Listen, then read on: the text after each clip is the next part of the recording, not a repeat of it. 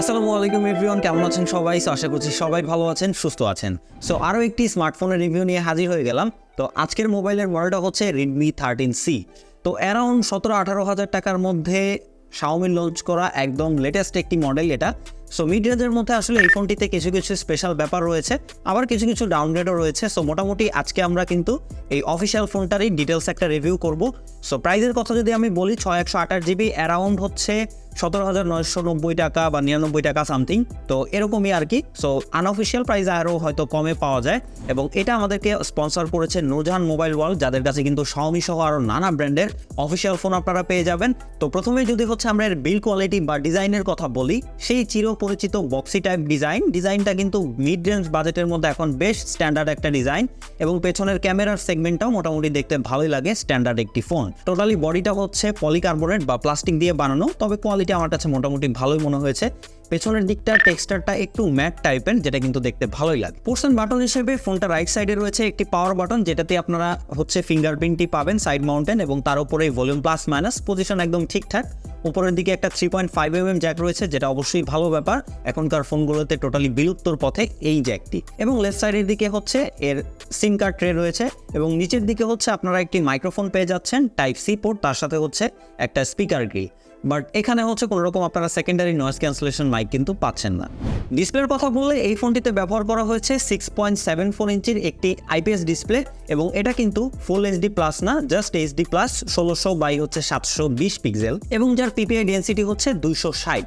তবে এই ডিসপ্লেতে ব্যবহার করা হয়েছে কর্নিং গরিলা গ্লাসের প্রোটেকশন, যেটা অবশ্যই একটি প্লাস পয়েন্ট, কিন্তু এটা কোন ভার্সন সেটা কিন্তু কোনো জায়গায় উল্লেখ নেই।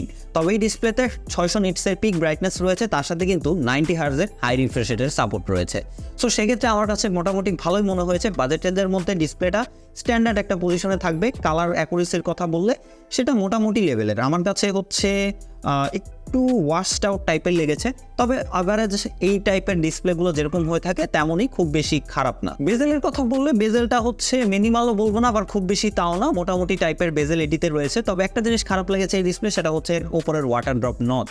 এখানে যদি একটা পাঞ্চ হোল ব্যবহার করা যেত অবশ্যই বেস্ট একটা জিনিস হতো বাজেট রেঞ্জের মধ্যে। এবং 90 হার্জের সাপোর্টের কথা বললে সেটা আমার কাছে মোটামুটি ভালোই মনে হয়েছে, একদম নাইমামার থেকে কানামামা ভালো। সেক্ষেত্রে আপনারা মোটামুটি ডে টু ডে ইউজের ক্ষেত্রে ফোনটি থেকে একটা স্মুথ পারফরমেন্স কিন্তু পেয়ে যাবেন। এবং ব্রাইটনেসের কথা বললে আমরা হচ্ছে ইনডোর আউটডোর মোটামুটি সব জায়গায় ব্যবহার করে দেখেছি, খুব বেশি স্ট্রাগল করতে হবে না আপনাকে আউটডোরেও। তবে ডিরেক্ট সানলাইট হলে সেক্ষেত্রে আপনি যদি ক্যামেরা ব্যবহার করেন বা হচ্ছে একটু ডার্ক টাইপের কন্টেন্ট দেখেন, সেক্ষেত্রে একটু স্ট্রাগল করতে হতে পারে। সো সেক্ষেত্রে আমি বলবো খুব বেশি একটা প্যারা হবে না ডিসপ্লের ভিজিবিলিটি নিয়ে।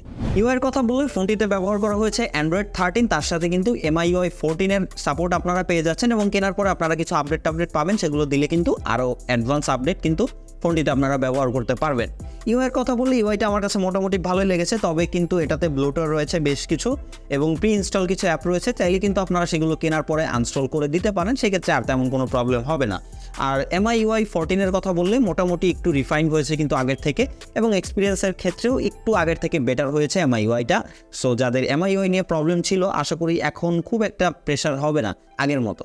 বাই দ্য ওয়ে, ক্যামেরার কথা বললে এর রিয়ারে টোটাল 3টা ক্যামেরার সেট আপ আপনারা পেয়ে যাচ্ছেন। মেইন ক্যামেরাটি হচ্ছে 50 মেগাপিক্সেলের, যা 1.8 অ্যাপাচারের। দেন হচ্ছে 2 মেগাপিক্সেলের একটা ম্যাক্রো সেন্সর পেয়ে যাচ্ছেন, এবং তার সাথে একটা 0.008 সামথিং এর একটা সহকারী লেন্স, ওটার কথা আমরা নাই বলি।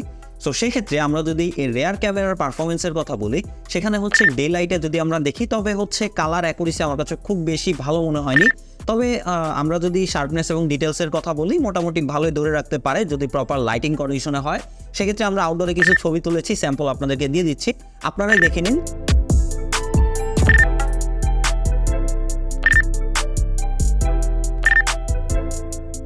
সেক্ষেত্রে হচ্ছে নর্মাল ইউজের ক্ষেত্রে আমি বলবো ক্যামেরাটা মোটামুটি খারাপ না, বাজেট রেঞ্জের অনুযায়ী হচ্ছে বেশ ভালো।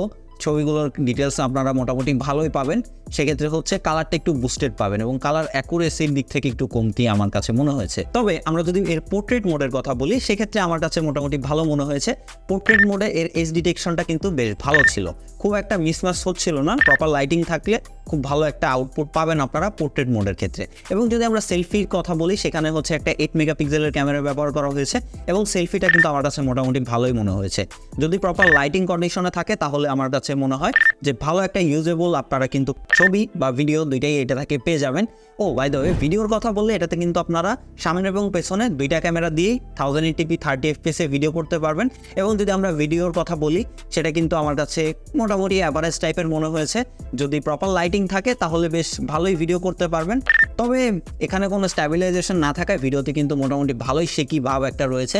সেক্ষেত্রে আপনারা যদি একটা স্ট্যান্ডে ব্যবহার করেন ফোনটি তাহলে একটা ইউজেবল ভিডিও কিন্তু এটি থেকে পেয়ে যাবেন। এবং তার সাথে লো লাইটের কথা বলে, লো লাইটে গেলে স্বাভাবিকভাবেই একটা মিড রেঞ্জের ফোন আসলে তার পারফরমেন্স অনেক ড্রপ করে, সেক্ষেত্রে এটাও তার ব্যতিক্রম নয়।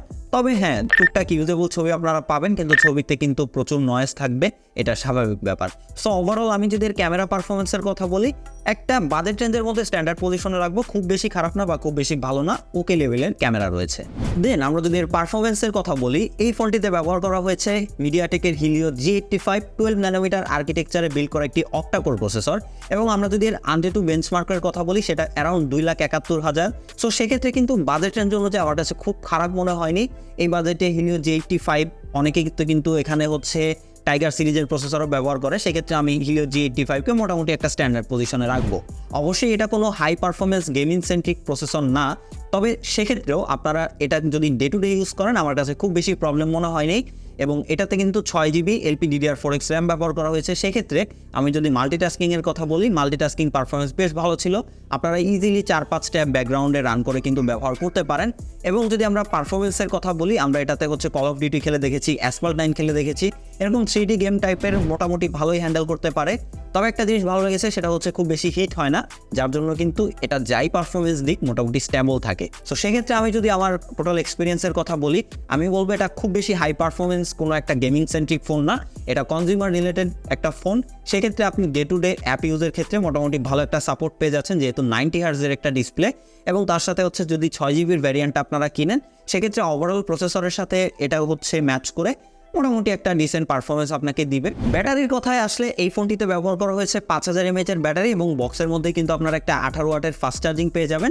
অ্যারাউন্ড 2 থেকে 2.5 ঘন্টায় ফুল চার্জ হয়ে যাবে। এবং ব্যাকআপের কথা বললে আপনি নর্মাল ইউজ করলে ইজিলি 1.5 দিনের মতো একটি ব্যাটারি ব্যাকআপ পেয়ে যাবেন এটি থেকে। এবং যদি টোটালি হেভি ইউজ করেন, এসওটি অ্যারাউন্ড 6-7 ঘন্টার মতো কিন্তু ইজিলি পেয়ে যাবেন।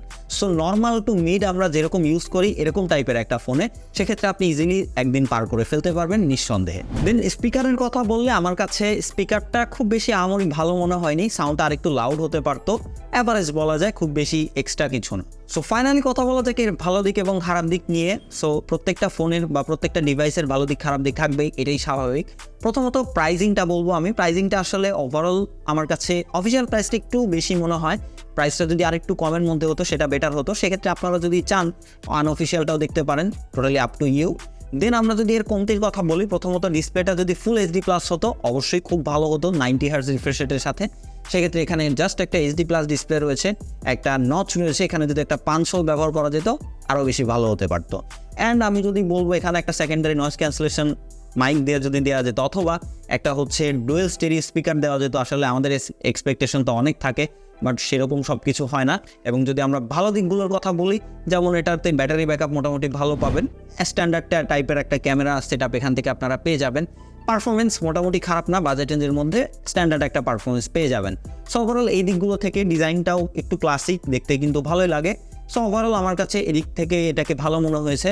সো সেক্ষেত্রে আমরা যদি বলি এটা কি কেনা যায় কি কেনা যায় না, সো আপনারা অফিসিয়াল প্রাইস এবং আনঅফিসিয়াল প্রাইসের ডিফারেন্স বুঝতে পারবেন। সো সেখানে যদি আপনার কাছে মোটামুটি অল ওভারেজ ভালো মনে হয়, এটা টোটালি আসলে একটা কনজিউমার রিলেটেড ফোন। সো যারা ডে টু ডে হচ্ছে জাস্ট অ্যাপ্লিকেশন ইউজ করবেন, ব্রাউজিং করবেন, কন্টেন্ট দেখবেন, সো তাদের ক্ষেত্রে আসলে এরকম টাইপের ফোন। সো সেক্ষেত্রে আমার কাছে মোটামুটি একটা স্ট্যান্ডার্ড পজিশনে রয়েছে এই ফোনটি। সো ভিডিওটি কেমন লাগলো অবশ্যই কমেন্ট করে জানাবেন। ভালো লাগলে লাইক, কমেন্ট, শেয়ার, সাবস্ক্রাইব করে পাশেই থাকবেন। দেখা হবে নেক্সট কোনো ভিডিওতে। সে পর্যন্ত সবাই ভালো থাকবেন, সবাই সুস্থ থাকবেন। খোদা হাফেজ।